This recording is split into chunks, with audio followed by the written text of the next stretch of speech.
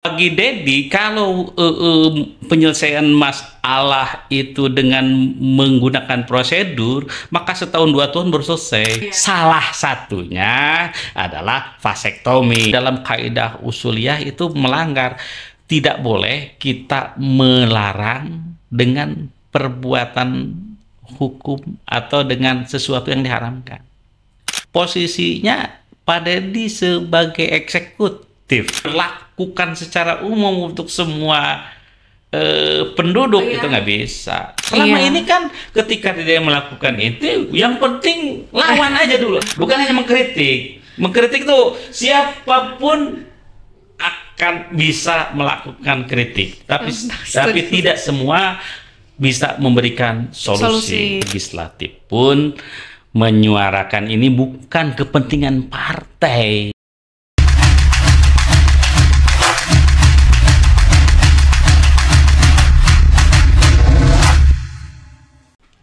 Assalamualaikum warahmatullahi wabarakatuh. Selamat datang di Sinar Dialektika, menggali ilmu, mencari titik temu.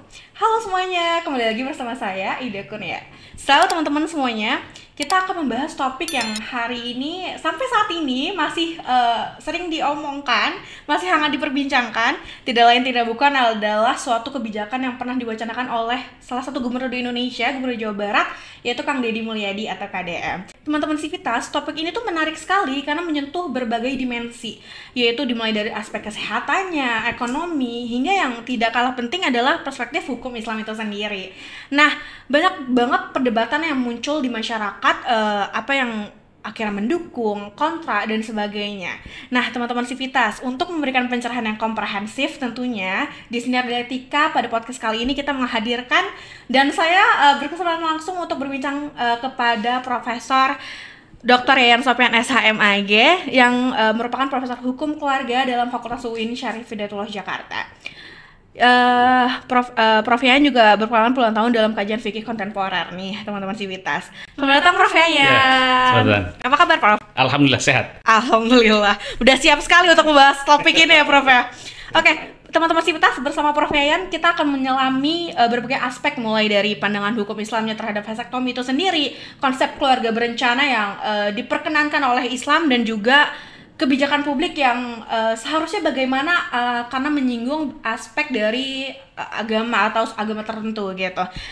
Oke Prof, langsung saja nih untuk mengawali diskusi kita, mungkin langsung saja ke point out yang pertama adalah bagaimana menurut pandangan Prof tentang kebijakan KDM ini Prof? Baik, Assalamualaikum warahmatullahi wabarakatuh. Gini, ini sangat fenomenal ya dan viral ya. Oke. KDM ini merupakan gubernur yang viral ya, yang fenomenal ya.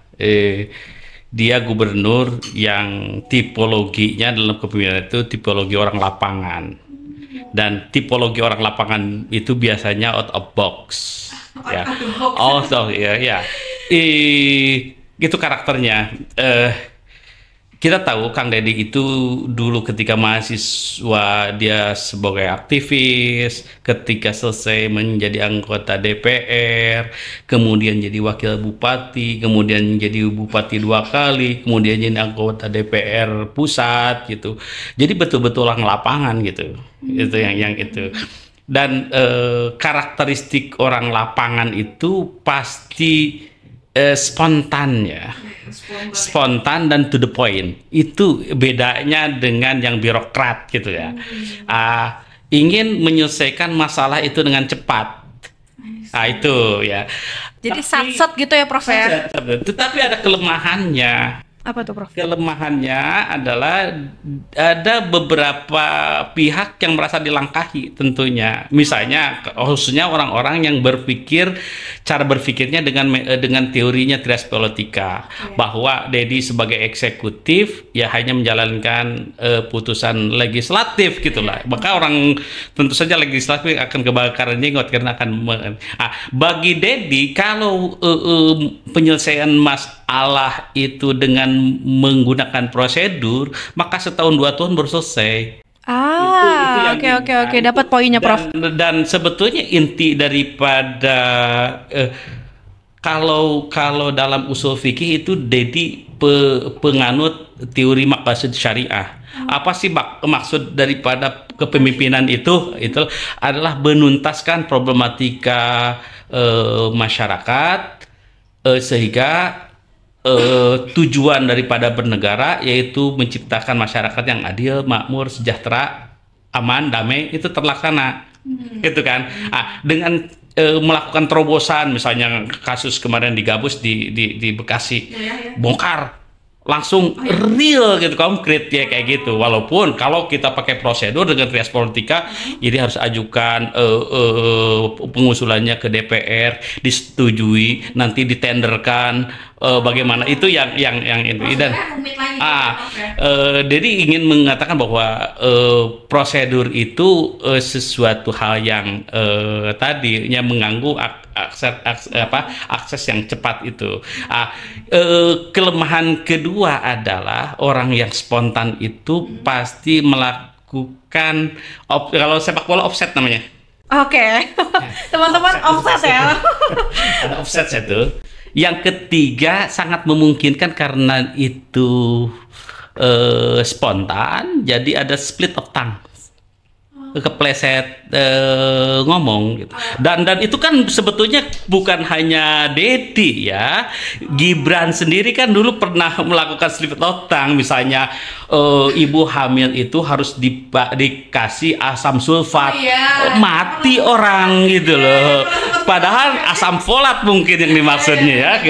Itu slip of tongue, atau mungkin kemungkinan sendiri karena Dedi adalah figur center, kemudian media juga tidak sensasional, kalau biasa-biasa saja, mungkin juga salah kutip atau terjadi reduksi tentang ini.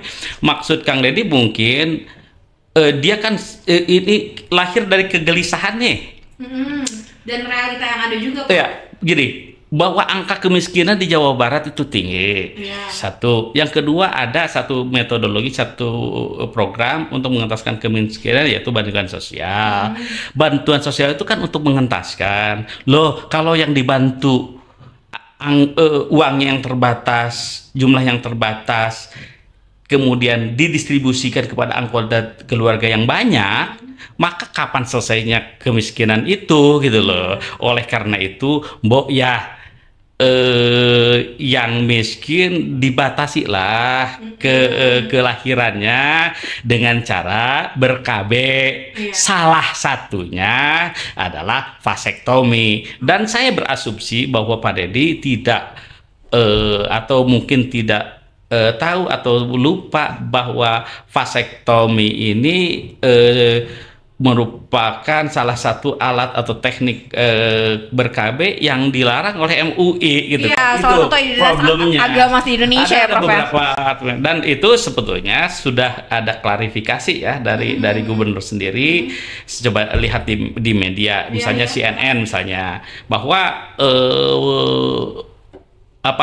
salah satu cara untuk mengatasi kemiskinan itu adalah KB, dan untuk ber-KB itu salah satu caranya adalah vasektomi. Dan sebetulnya bukan hanya vasektomi kan untuk laki-laki, untuk perempuan tubektomi sebetulnya kan. Ini menarik sekali, Prof. Mungkin langsung saja nih dalemin untuk aspek hukum keluarganya, Prof. Karena tadi udah nyinggung soal kepemimpinan dan sebagainya. Menarik sekali. Mungkin menurut Prof sendiri nih, sebenarnya pandangan hukum Islam itu sendiri terhadap vasektomi gimana? Karena kan fatwa MUI ini akhirnya sampai saat ini masih maksudnya mengharamkan gitu ya, Prof ya. Nah, itu gimana tuh, Prof? Ini menarik sekali soalnya. Ini harus melihat kepada sejarah ya, bahwa ada booming penduduk gitu ya di era tahun 70-an 80-an. Ini sejarah historis di Indonesia. Kenapa Indonesia mencanangkan keluarga berencana? Leading sektornya lah BKKBN zaman Soeharto dulu. Ada sedikit pemaksaan, dan ini termasuk juga beberapa cara vasektomi dan tubektomi kayak gitu. Tetapi ini mendapatkan penolakan dari umat Islam khususnya, karena mayoritas penduduk Indonesia umat Islam. Sehingga bagaimana nih cara mensukseskan Program ini supaya bisa diterima oleh seluruh masyarakat dan masyarakat. identitas agama ya, Prof. Betul. Sehingga 2 dilakukan oleh pemerintah. 1 meminta fatwa kepada MUI itu. Yang kedua, institusi BKKBN itu diisi oleh alumnus UIN, YIN pada waktu itu. Sehingga cara menyampaikan program keluarga berencana dengan bahasa agama. Sehingga KB sejak itu bisa diterima oleh umat Islam. Ini yang perlu diketahui bahwa ini di dalam di dalam fatwa MUI itu sudah dijelaskan KB itu sebetulnya tujuan bagus untuk tanzimul nasol gitu, untuk mengatur kelahiran. Supaya kenapa jangan kan dalam ayat Al-Qur'an coba dilihat di dalam fatwanya wala taqtulu auladakum khasyata imlaq, janganlah kamu membunuh anakmu karena takut kelaparan gitu kan, itu membunuh.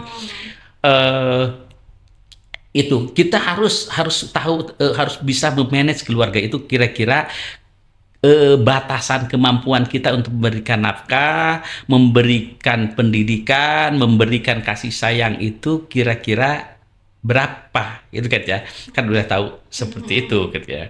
Ini yang dilarang oleh MUI sebenarnya pada persoalan-persoalan yang merusak ciptaan Allah secara permanen. Fitrahnya dari fitrahnya gitu ya. ya. Misalnya kayak gini, kenapa sih vasektomi dilarang? Gitu kan ya. Kenapa itu ya? Karena dalam vasektomi itu ada pemutusan secara permanen yang disebut dengan saluran sperma, bahasa biologinya adalah vas deferens, gitu ya, diputus. Jadi prosedurnya misalnya karena itu sorry agak full kan, di kantong kemaluan itu disuntik bius supaya kemudian akan dilakukan penyayatan supaya terlihat uratnya itu. Urat vas deferensnya itu diputus, kemudian ujungnya dilaser atau diikat gitu, kemudian disambung lagi gitu kan. Memang vasektomi itu tidak menurunkan libido seksual, tetap saja, tetapi nafsunya gitu ya, Prof. Nafsunya tidak menurun, hilang, tidak gitu. hilang. Tetapi sperma yang harusnya dari testis harusnya keluar ke zakar, kemudian menyemprot menjadi sperma, hanya sperma saja tanpa adanya hanya maninya saja tanpa adanya sperma. Jadi kosong, tidak bisa membuahi. Itu yang terjadi itu. Karena tadi memotongnya, dan itu sangat sulit sekali atau mustahil didapat disambungkan. Artinya ini sudah memutus atau merusak apa yang Allah ciptakan. Padahal sebetulnya ada cara lain untuk tanzimun nasl ini, untuk ber-KB itu, selain cara yang merusak. Demikian juga untuk perempuan, misalnya ada tubektomi. Tubektomi itu kalau tadi vas deferens yang laki-laki, yang perempuan itu adalah tuba palovi namanya. Iya. Tuba palovinya diputus sehingga ovum yang harusnya di ovarium itu turun ke rahim itu dipotong nyampe. Sama dengan tekniknya sama, dengan konsepnya sama antara vasektomi dengan tubektomi. Dan keduanya ini, bukan hanya vasektomi, tapi tubektomi pun dilarang menurut hukum Islam karena tadi prinsipnya merusak fitrahnya itu. Padahal sebetulnya ada cara yang lain ya. Kan dijelaskan nih di dalam ilmu medis gitu ya, tentang cara-caranya untuk ber-KB itu kan ya. Dan sebetulnya kalau kita lihat dari sejarah, KB itu kan bukan sesuatu yang baru. Ketika booming penduduk kemudian ada ya zaman. Nah, itu menarik karena mau bahas juga soal sejarahnya nih, Prof. Gimana sejarahnya sebenarnya? Maksudnya apakah zaman dulu mungkin ya, apakah emang populasi itu jadi naik sekali atau apa yang mendasari adanya program berencana ini, Prof, gitu? Sejarahnya tuh apa sebenarnya yang bikin kayak ini dia nih harus ada KB nih gitu, Prof? Gini. Allah itu menciptakan makhluk itu termasuk manusia kan. Pasti kudratnya adalah bereproduksi. Iya. Ya kan? Semua makhluk hidup. Makhluk hidup, hewan, tumbuhan, itu kan bereproduksi. Kambing beranak gitu kan, dengan cara melakukan hubungan seksual. Pohon juga sama gitu kayaknya. Tetapi manusia karena dia mempunyai akal pikiran dan dia bisa menentukan nasib, bahasanya bisa memanage kehidupannya, dia tahu juga memprediksi tentang kehidupannya. Hubungan seksual itu bukan hanya untuk reproduksi, tapi reproaksi. Reproaksi itu bersenang-senang. Jadi kalau bahasa slangnya gitu, hubungan seksual itu dua tujuannya, mencari anak untuk reproduksi dan mencari anak. Untuk menikmati saja tanpa harus ada resiko untuk mendapatkan anak gitu. Bagaimana sekarang caranya hubungan seksual yang sebagai fitrah itu tetap bisa dilakukan sebagai suami istri ya, tetapi tidak dibayangi oleh risiko misalnya kehamilan yang nanti kalau hamil lagi mempunyai resiko banyak, misalnya kayak gitu, resiko sosial, resiko ekonomi dan yang lain-lain misalnya seperti itu. Maka lahirlah gagasan untuk kontrasepsi ini gitu kan ya. Di zaman dahulu misalnya Yunani kuno misalnya kan ada tanaman tertentu yang digunakan, misalnya ada juga atau ramuan tertentu. Berarti herbal. Ada herbal, misalnya madu ditambah daun akasia, kemudian ada daun bahkan di Mesir kuno menggunakan kotoran buaya. Itu sebagai herbal. Berarti sangat alami ya. Dari dulu udah diterapkan, tapi beda konsepnya gitu ya, Prof ya. Docing itu yang kasihan perempuan sebetulnya. Setelah melakukan hubungan seksual, perempuan itu harus cebok, harus membilas vaginanya dengan cuka. Atau misalnya dengan kondom primitif pada waktu itu, saya baca di sejarah adalah misalnya dengan usus kambing. Kan dulu belum ada lateks ya, belum ada karet ya, dengan usus kambing atau usus domba atau kulit domba gitu. Yang ada di dalam khazanah Islam itu yang diceritakan dalam hadis itu adalah coitus interruptus atau persenggamaan terputus. Jadi ketika melakukan perhubungan seksual, ketika mau orgasme, mau keluar sperma, dia keluarkan dan dikeluarkan di luar gitu. Tapi kata Nabi ya itu kan untung-undangan kan, karena yang menentukan kehidupan itu Allah. Kalau Allah menghendaki, kata Nabi itu kan maka jadilah, walaupun udah dibuang di luar, tapi kalau jadi itu yang terjadi. Ya karena banyak sekali sebenarnya, Prof, saat ini yang sudah ber-KB, yang sudah melakukan berbagai macam KB, akhirnya dalam tanda kutip kebobolan lagi. Itulah misteri Allah. Hebat tentang ini tuh. Ada orang yang dengan susah payah ingin punya anak, melakukan hubungan dengan tempat yang sepi, enak, ini memakan makanan yang bisa menyuburkan, ternyata tidak hamil juga, ditambah vitamin atau dari dokter kemudian sampai ke bayi tabung, misalnya kan bayi tabung dan yang lain-lain.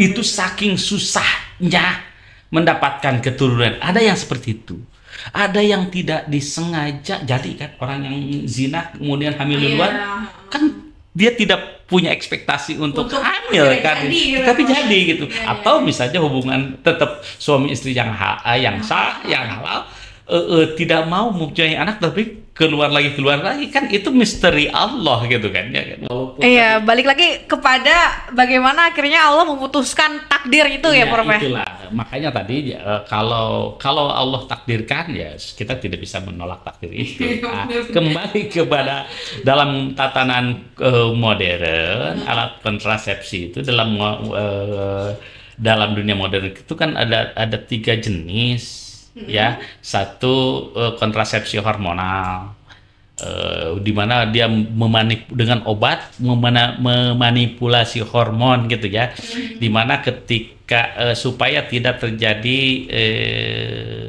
apa namanya masa subur gitu kan. Iya. Nah itu ya, misalnya suntik KB gitu ya, kemudian koyo KB, cincin vagina atau KB implan yang misalnya seperti itu kan, itu sebetulnya untuk hormonal. Walaupun tadi ada resiko-resiko tertentu yang diderita oleh perempuan khususnya ini, sebetulnya KB itu bias gender loh. Ya, kalau misalkan kita bahas yang lebih luas lagi ya. Objeknya perempuan, jadi sebagai penderita ya, objek penderita menurut saya. Nah, makanya itu Prof mungkin yang menjadi kontroversial ketika KDM waktu kita balik lagi ke KDM tadi. Itu laki-laki saja yang di KB itu. Iya, betul. Gini. Balik lagi. KB hormonal itu pada prinsipnya kan sebetulnya yang menderita itu perempuan. Satu, haid tidak teratur. Ya itu mengaruh sekali ke hormon. Kemudian bleeding, emosionalnya gitu kan, terjadi kegemukan mental dan yang lainnya, mental health gitu kan, jadi masalah gitu ya gitu kan. Ada juga misalnya alat kontrasepsi non hormonal, kondom, IUD, diafragma gitu kan ya, itu. Atau yang tidak metode yang lain, misalnya dia melakukan tadi persetubuhan terputus tadi ya, persenggabungan terputus, atau sistem kalender. Itu kan sebagai ikhtiar itu. Mungkin Deddy mau jadi dia udah khatam nih bicara tentang gendernya. Ya jangan perempuan saja. Iya, jangan apa-apa, jangan semuanya perempuan gitu, Prof. Tapi kan caranya laki-laki kan hanya beberapa saja. Satu, kondom, yang kedua tadi hubungan terputus gitu kan, atau vasektomi gitu kan, itu yang ini kan mungkin visioner gitu ya, visioner banget Pak. Tapi persoalannya pada prinsipnya kan sebetulnya gini, keharaman yang ada di dalam MUI juga tidak mutlak kan ya. Ada hal-hal yang ditaksis, misalnya kalau ada suatu penyakit yang mengancam seorang laki. Jadi ada kecualinya gitu ya, Prof. Pastilah. Ya. Dalam hukum Islam itu nggak ada yang saklek. Pasti ada eksepsi. Exceptionnya kan ada penyakit atau misalnya dengan kesadarannya sendiri. Ya, dulu kan jangan orde baru dipaksa loh. Jadi ada kasus pemaksaan untuk vasektomi dan ini. Mungkin kalau sekarang misalnya Pak, anak saya udah 17 dengan variasi gitu misalnya, atau udah banyak dan ini saya tidak bisa mengendalikan lagi. Jangankan saya melakukan persetubuhan, istri saya lagi tidur dilangkahin aja hamil gitu misalnya. Iya, peribahasanya gitu ya, Prof. Maka gimana misalnya, dan itu kesadaran sendiri itu kan choice. Tetapi yang tadi yang dilakukan pemaksaan misalnya kandai kan, ini juga harus dipikirkan gini loh. Pak Deddy itu kan wacana. Iya. Kita adalah negara hukum. Gitu. Kita itu negara hukum. Dan semua produk hukum termasuk dalam ber-KB, termasuk juga misalnya penyaluran dana sosial, harus ada regulasinya kan. Iya. Nah, regulasinya ditentukan siapa sih yang berhaknya, tentu orang miskin. Gitu kan ya. Dengan kualifikasinya apa udah ditentukan. Tetapi ketika mensyaratkan ber-KB itu dengan syaratnya vasektomi, itu kan dalam kaidah usuliyah itu melanggar. Tidak boleh kita melarang dengan perbuatan hukum atau dengan sesuatu yang diharamkan. Batal. Yang itu dari itu. Yang kedua, posisinya Pak Deddy sebagai eksekutif. Seharusnya itu sebagai wacana boleh lebih ini, kemudian naskah akademiknya dibuat oleh timnya, kemudian diajukan ke legislatif di Jawa Barat, diketok palu, jadi dia mempunyai legitimasi. Seharusnya begitu. Tidak boleh, karena ini persoalannya masalah hukum. Sehingga tadi merasa dilangkahi. Jadi jadi nggak boleh dilangkahi. Oke, siap. Itu yang seharusnya. Nah, paling Prof mau mungkin menyinggung soal karena kan wacananya itu karena ingin memberikan bantuan sosial ya, Prof ya. Sebenarnya kalau misalkan Islam sendiri, tadi emang nggak boleh sebenarnya kalau ada di base-nya itu adalah kita menyuruh hal yang diharamkan, sebenarnya nggak boleh gitu ya. Cuman sebenarnya gimana akhirnya pandangan hukum Islamnya itu, Prof, dan kayak pun kalau emang tetap mau dilakukan, misalkan contoh saja mungkin kedepannya akan dilegitimasi oleh Jawa Barat misalkan ya kan. Nah, apakah ada batasan-batasannya gitu apa tidak, Prof? Karena kan ini keadilan juga dan hak asasi juga. Karena yang realitanya ini, Prof, yang waktu itu sempat viral juga yang kepala rumah tangga yang udah punya 11 anak itu kan beliau masih bimbang sekali untuk mengiyakan yang tanda kutip disuruh oleh KDM untuk vasektomi. Nah, ini apakah akhirnya intinya bagaimana pandangan Islam itu sendiri, Prof? Karena masih agak ambigu juga saya. Tetap saja kan gini kondisi. Kalau dia mengatakan bahwa ini darurat dan sudah cukup dengan itu, tapi khususnya khusus bagi dia gitu ya, menganggap bahwa 11 anak itu udah lebih dari cukup, dan ternyata saya tidak bisa terkendali dengan alat kontrasepsi yang lain, itu kan, dengan kondom bocor, dengan dengan ajal apalagi, dan tidak ada jalan yang lain kecuali dengan ini. Tetapi saya tetap juga untuk melakukan reproaksi saya perlu. Maka misalnya saya nggak apa-apa lah di vasektomi. Karena udah 11 anaknya. Misalnya kayak gitu. Tapi untuk dia gitu. Tapi untuk dilakukan secara umum, berlakukan secara umum untuk semua penduduk itu nggak bisa. Sesuatu yang haram tidak boleh begitu. Jadi sifatnya lebih ke subjektif lagi, bergantung sekali ya. Satu subjektif, yang kedua berdasarkan kemauan sendiri, keinginan sendiri. Harus ada gitu. Jadi nggak boleh ada yang kayak harus ini dulu, harus vasektomi dulu, itu nggak boleh. Sangat sekali dilarang ya, Prof. Kalau Pak Deddy misalnya mempersyaratkan penerima bantuan sosial untuk masyarakat miskin itu adalah ber-KB dengan pola ber-KB apapun, itu bisa, boleh. Oke, menarik.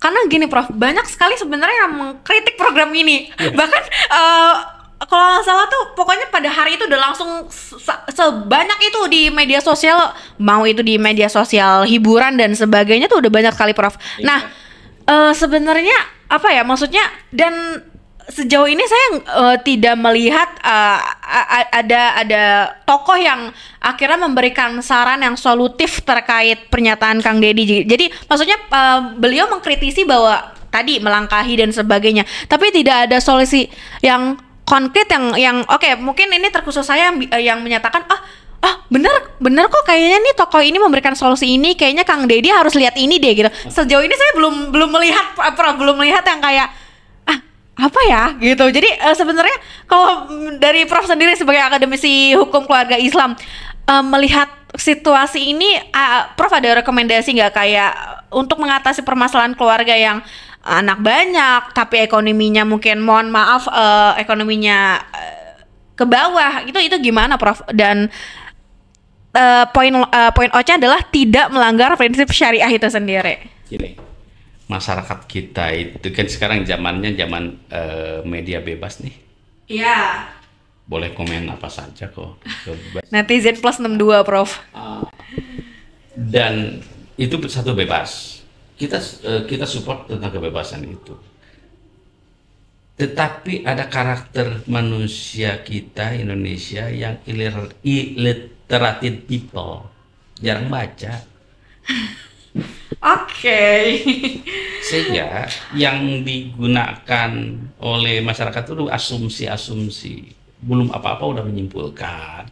Itu yang seharusnya kan balance. Tadi misalnya, apa sih dalam konteks apa sih Dedi ngomong tentang vasektomi, jangan-jangan split of tongue. Gitu kan harus ada analisisnya. Ini pokoknya yang Udah kedua, Dedi sebagai tokoh politik tentu saja tidak semua orang mendukung, pasti ada yang menolak secara definitif. Jelas yang penting beda dengan dia karena memang tugasnya gitu. Karena sebagai insan politik ya harus ada rival politik kan sebetulnya kan. Dan itu akan digoreng gitu ya, akan digoreng statement yang salah, split of tongue itu menjadi sesuatu. Contohnya yang tadi Prof bilang yang Pak Gibran gitu ya, yang salah akhirnya jadi rumit sekali. Semoga yang penting asal beda gitu kan. Sebetulnya kan kayak gitu. Kita tidak memberikan tadi tidak cerdas untuk memberikan solusi. Contoh, program Dedi tentang anak nakal di kebarakan, barak militer.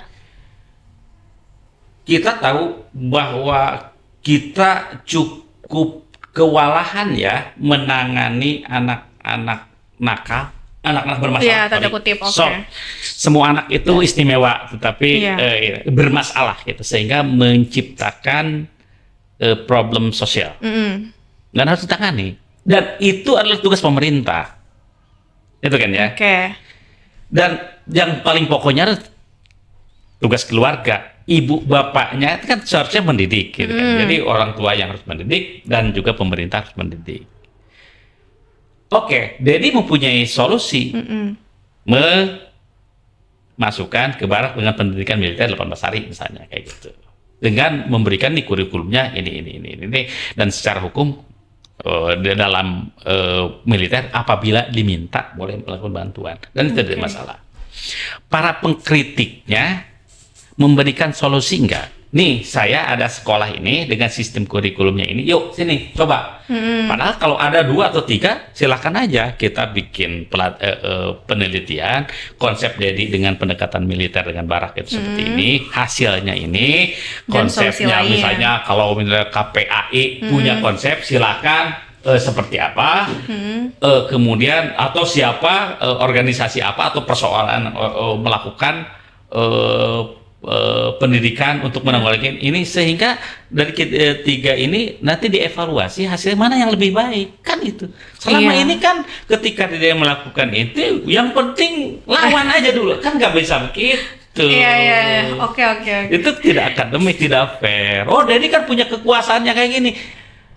Minta aja kepada Dedi, saya punya ini, yuk kita ini. Tolong saya pun dibiayai. Maksudnya misalnya gitu kan. Saya punya alternatif nih pendidikan yang tanpa harus ke barak gitu misalkan. Dan tanpa militerisasi, dan ini menuntaskan untuk uji cobanya saya minta fasilitas ini dengan biaya ini, yuk uji coba. Sebagaimana Bapak juga dapat fasilitas dan dapat biaya. Kita adu konsepnya. Ini mana yang lebih menguntungkan dan ini untuk bangsa hasilnya gitu loh. Bukan hanya mengkritik. Mengkritik tuh siapapun akan bisa melakukan kritik, tapi tidak semua bisa memberikan solusi. Boleh mengkritik, tapi solusinya apa gitu. Kecuali memang dari awal saya benci, titik kan jelas gitu kan. Oke, Prof. Mungkin ini pertanyaan penutup ya, Prof ya, karena kita juga limitasi waktu, teman-teman.